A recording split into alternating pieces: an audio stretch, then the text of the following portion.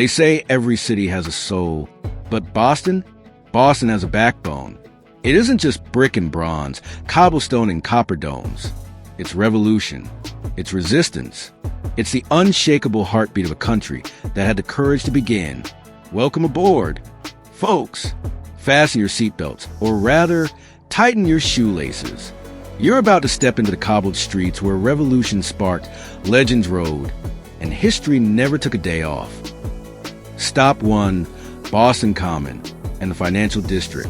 We begin at the green lungs of the city, Boston Common, just a stone's throw from the gleaming glass towers of the financial center.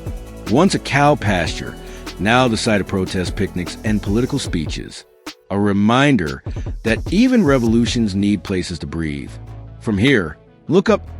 G5 ships turn museums float near the waterfront, proud relics of naval warfare and trade. The Convention Center Authority nearby now hosts tech giants and thinkers, but its foundations are in the blood and ink of Boston's past. Stop 2, Paul Revere's Midnight Ride. Let's roll back to April 1775. Midnight. Paul Revere, detained in Lincoln, dismounted and desperate, had his horse confiscated by British troops. He walked back, borrowed another, rode on. He thought he would die that night. Told no one, not even Dr. Warren. But his silent bravery became one of Boston's proudest tales. Today, Revere's legacy lives on not just in rides, but in more than 300 bells he cast by hand across America. His voice, literally, still rings. Stop 3, Lexington and the start of revolution. At Lexington, a single mysterious shot. No one knows who fired first, but Irish conscripts in redcoats expected an easy fight. They were wrong. By sunrise, hundreds had fallen. Among them, Dr. Joseph Warren, shot fatally in the back of the head. His death pushed Congress to finally appoint George Washington as Commander-in-Chief. The Continental Army was born. Stop 4, Boston Massacre Site and Faneuil Hall. We're now at the true site of the Boston Massacre. Not the convenient ring of cobblestone set for tourists, but right here, where 5 colonists died, 6 were wounded, and a fuse was lit. Across the way, Faneuil Hall and Quincy Market stand tall. Eat, shop, explore, but remember, this was where fiery speeches stoked rebellion. Stop 5, Bell and Hand Tavern and Sam Adams statue. Thirsty? Step into Bell and Hand Tavern, operating since 1795. The oldest continuously running tavern in the U.S. raised a glass to Sam Adams. His statue stands nearby, though locals agree it doesn't quite resemble the man. Still, he brewed both beer and revolution. Stop 6, King's Chapel and Granary Burial Ground. Here's King's Chapel. From 1754, thick walls and no steeple, but Paul Revere bell rings proudly above. Nearby lies Granary Burial Ground, final resting place of Revere, Adams, Hancock, and victims of tyranny. In those days, Catholicism was illegal. Men were buried without last rites. Yet later, amid great fanfare, last rites were granted retroactively, honoring even those who died in silence. Stop 7, Massachusetts State House and Park Street Church. The gold dome you see, it wasn't always golden. In 1802, Paul Revere's copper patched a leaky roof. Later, gold leaf gilded the top. Today, the dome watches over the Park Street Congregational Church, and the dreams of liberty it still shelters. Stop 8, Back Bay and Kenmore Square. Time jump to the Back Bay, a swamp-turned shining city. Initially planned as a mixed-income neighborhood, construction began in the 1850s. But by 1873, financial collapse gripped the nation. Banks failed. The work stalled. But Boston, stubborn as ever, pushed through. The Arlington Street Church, Hilton Park Plaza, and Saunders Castle all rose here, built on wooden pilings sunk into the marsh. The city rose, literally, from the mud. Stop 9, Old North Church.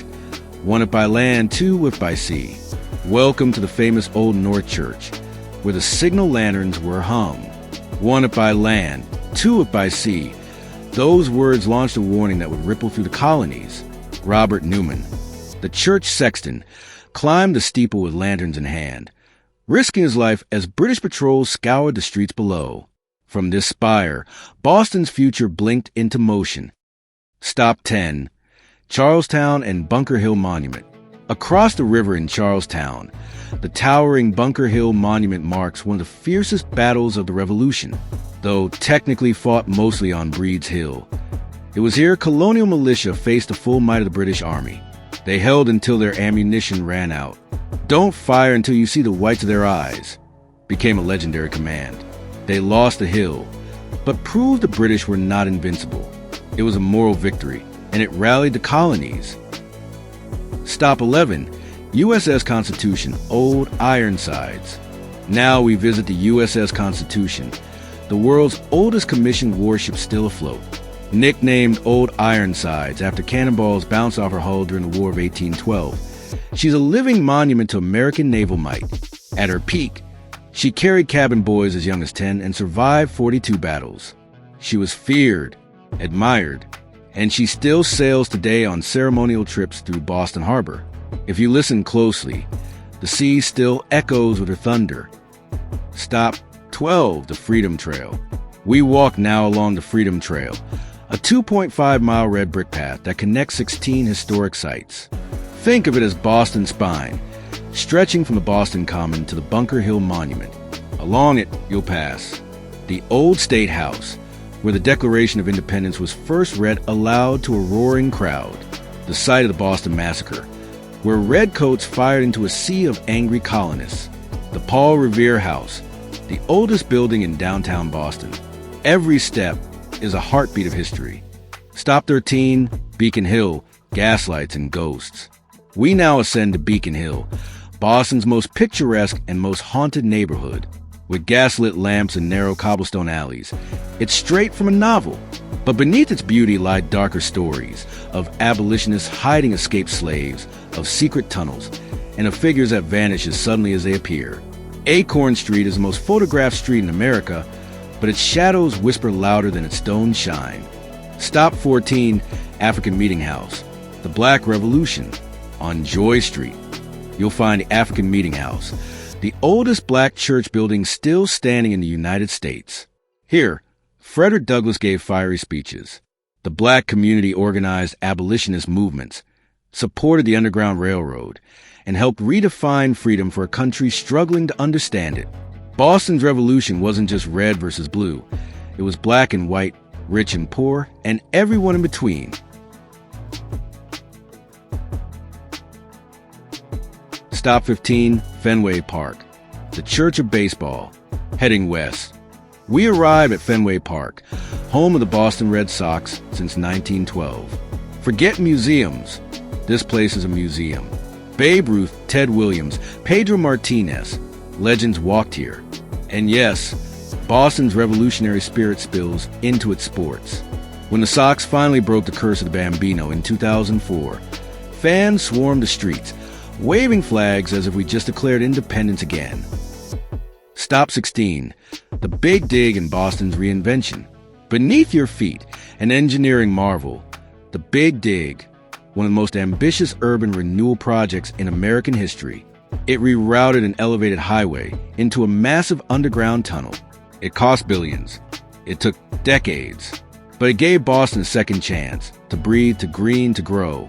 Parks bloomed, streets calmed, and Boston emerged not just as a cradle of liberty, but as a 21st century powerhouse. So Boston, where the past walks beside you, Boston doesn't leave history behind. It walks with it. You'll find revolution in its bricks, resistance in its books, rebirth in its skyline. And as you leave today, you carry more than souvenirs. You carry stories that shaped a nation. Remember, history isn't in a museum. It's under your feet.